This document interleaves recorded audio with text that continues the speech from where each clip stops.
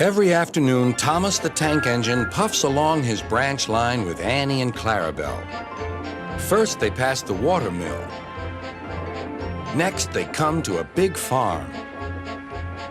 Then, they can see a bridge with a village nestled either side of it. This is a special place. Whenever children hear Thomas coming along, they stand on the bridge waving until he is out of sight.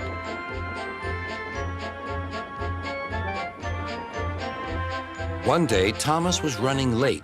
He had stopped at the signal before the bridge to talk to some new children. Percy the green engine was waiting too.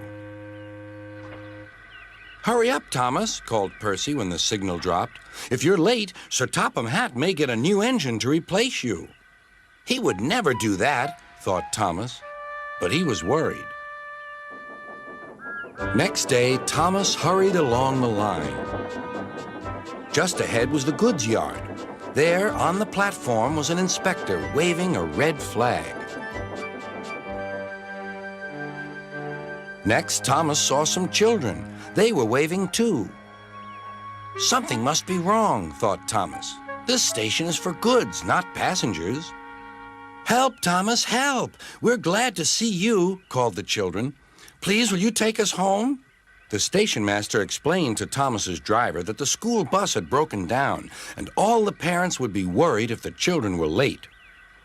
Thomas waited as the children walked down from the bridge.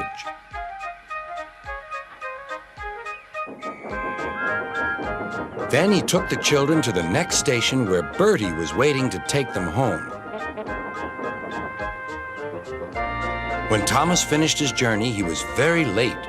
He was worried that Sir Topham Hatt might be cross with him. "I warned Thomas," puffed Percy to James. "He's been late one time too many. He'll be in trouble now." But next morning, when Thomas picked up his passengers, Sir Topham Hatt was nowhere to be seen.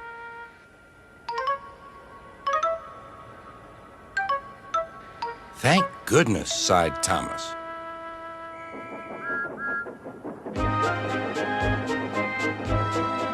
Thomas knows every part of his branch line. Just ahead was a stretch where the hot sun had bent the rails on the track.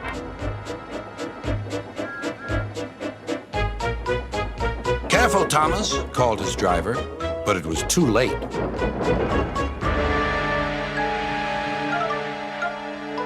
"That's done it," said his driver. "We shan't get any further today." "But what about my passengers?" asked Thomas. "Don't worry, they'll be looked after," replied his driver.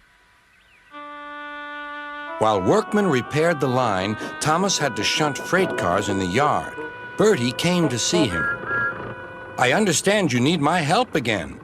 "Yes, Bertie," replied Thomas sadly. "I can't run without my rails." Bertie set off to collect Thomas's passengers.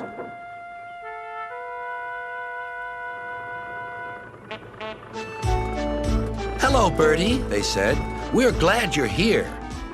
Bertie drove along the road that runs by the railway. He stopped at each station along the line.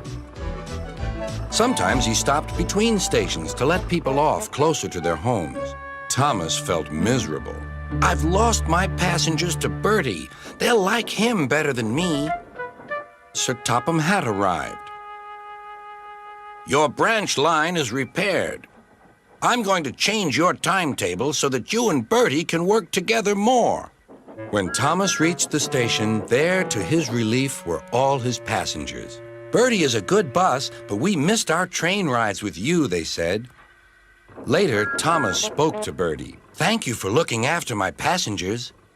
"That's all right, Thomas. I'd like to make new friends, but I'm glad to share them with you." "You're a good friend indeed," replied Thomas, "and always will be."